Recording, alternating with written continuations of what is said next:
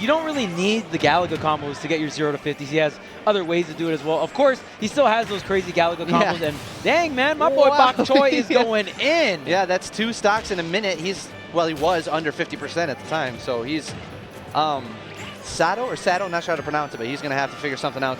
Yeah, this is looking pretty grim, man. And we're talking about that offensive capability of Pac-Man, and Bokchoyyy is definitely showing it off right now. Yeah, looking very good. He's just making himself. Pac-Man, he's gotten better offensively, but he still has most of the defense stuff that made him so hard to hit before. Yes. And so, like, the combination of him, like, annoying you by being so elusive, but also once he gets in your face, just tearing you apart with his aerials and his projectiles and things, it's hard to deal with. Yeah, being that like kind of floaty. Oh dang, he tried to swoosh him with the backwards water orange, man. You got some tricks up his sleeve. Then Pac-Man is definitely a character full of tricks. They have all kinds of different setups they can do, very unique. And yeah, Bokchoyyy showing that off. And man, are we gonna have a 3-stock? Jeez, man. Yeah. Oh boy, can you give Sado some breathing room, my man? Yeah. When you talk about Pac-Man so much, Yoshi is pretty widely considered to be the better character, but Bokchoyyy is making the matchup look pretty easy for Pac-Man. I would say most players think that, but I mean, in recent results, in terms of like very top level Yoshi and Pac-Man play, Pac-Man kind of has the swing on results. Kind of crazy. That's sort of the story of Yoshi's life, and it was through Smash 4 too. Like, everybody recognizes he's got all the qualities of a great character, just not the results. Oh dang, where are you going though? Yeah, he's just right off the stage. That's tech. When he went off the stage, it's like he baited Yoshi to follow him off the stage. Yeah. Now see, the big brain play right there is Bokchoyyy had to use the 3rd trampoline hit to get back. So if Yoshi got down there before him, he could have took that 3rd trampoline. Right. And he would have just free fell down. Yeah. And I know Yoshi's not the fastest faller, but if you kind of like slip past Pac-Man, maybe throw out the down B to get there quicker than he does without hitting him, then maybe could have done it. But yeah. Gotta be thinking on your toes versus Pac-Man. Of course, only having 3 charges on that trampoline can't go very far. But it's the interesting thing about playing against Pac-Man is that very high risk, high reward option every time he needs to up B to the stage. Right. Like, you could go out there and sabotage him, but then you're out there, and it could sabotage you as well. So it's risky, but it feels so great when a plan comes together. Yeah, and Yoshi definitely, like you said, one of those characters that just have everything that you need to be a good character. You got like very solid recovery, you have very good buttons, very fast aerials, amazing out of shield game with that nair out of shield. Yeah. I mean, both these characters have really good nairs out of shield. Yep, good movement. He's got a combo break. His jump is a combo breaker because of the super armor. So that's unique just to Yoshi. That's a trait that only he's got. Right. And I mean, the only con is getting footstooled out of that double jump. That's kind of tragic, but yeah, he doesn't. Despite the double jump super armor, he doesn't have really a traditional up B to just get him to the stage if he runs out of his double jump. We almost saw it right there, but he used the air dodge. Yeah, directional air dodge. Yoshi definitely hype about that. And they actually, if you use up B in combination with your double jump, you actually kind of get like a little boost now in this game. Yeah, so that's a quality of life change here for Yoshi. And back air, of course, getting humongous buffs. Back air, a real big buff, is forward air combo starter now. He's gotten some pretty good stuff in Smash 4, but we've still it's just the results. We're just waiting to see the Yoshi actually put it all together and make a run. Yeah. And one thing we see Bokchoyyy definitely abusing is one of the bigger changes for Pac-Man is in Smash 4, if you Z-drop yikes. That didn't look like that hit. It was like underneath him, but it worked. That was weird. If I'm Sado, I'm definitely taking that. Yeah, already looking a lot better than he did in the last game. Yep. Ooh, that Pac-Man up tilt now. Pretty good anti-air. Pretty quick, too. It's a weird move. It's useless if your opponent's on the ground, but it's a good anti-air. Yeah. Definitely an upgrade from the Smash 4 version. Oh, but the up smash off the top. Ooh. Man, it was even. So it was just like 15 seconds ago, it was dead even. Yeah. And now he's got a whole stock lead. Oh, trying to get this Galaga extension. Not going to work out. Double nair, though. Yeah. Great parry. Parry up B. That was strange. Yeah, I feel like Sado is not nairing a lot out of shield. There's certain situations where I'm like, definitely could have punished that with a nair out of shield, but maybe got the little jitters, maybe not too used to it. Yeah, that's a good point. That's like a staple of Yoshi's. One of the things that make him deadly is if you land on his shield, it's very hard for you to get away without getting punished for it. Yeah, and combined with that being, combined with having the best shield in the game, So Yoshi's shield, as most characters, their shield will, oh, wow, no tech though. Yeah, I guess we'll take that. So now Yeah. it's a 1-to-1 stock game. Yeah.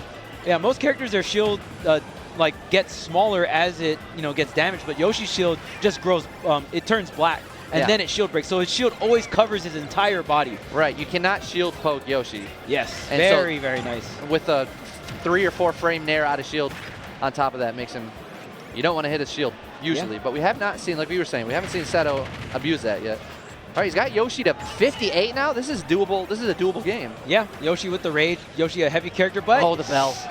Nah, he did get the capitalization. If he loses the game now, that's going to hurt. If that would have spiked, Yeah, that over. was close.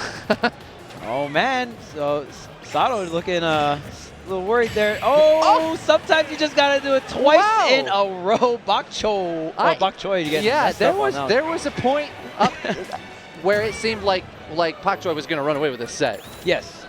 But the game's not over until it's over. Yeah. Sado made the comeback, a big one. He was over 100% when he took Pac-Man's second stock. Yeah. So really played a very good final stock there. Yeah, and it's just one of those situations where it's like, okay, I'm good, and then like after you got hit by that fair, I think you was shook. Yeah. It was kind of just like, oh, dang. Even though it didn't spike me, that makes you right. You start to you're shake. just like, dang, I should have lost. I didn't realize that I was on the verge of losing this game. And then you're like, wait a minute. And then when you hit that wait a minute area of just like, dang, I can lose. Yeah. Sometimes a lot of players, their confidence actually gets zapped. Yeah. And on the opposite side, as Yoshi, that's at the same moment as when you start to feel like, wow, this is a winnable game. I got this. I'm about to win this. Yeah. And so he starts to play a lot better. My favorite part of the competition is the human element that makes everything that you never know what's going to happen. Yeah, bouncing back and forth of emotion and all that. It can be a crazy ride. I mean, if you've never competed, it's very fun. You should definitely do it. You actually learn a lot about like yourself as a person. You do. You really do. That's true. And it might sound cheesy if somebody doesn't compete, but it's like very true. Yeah.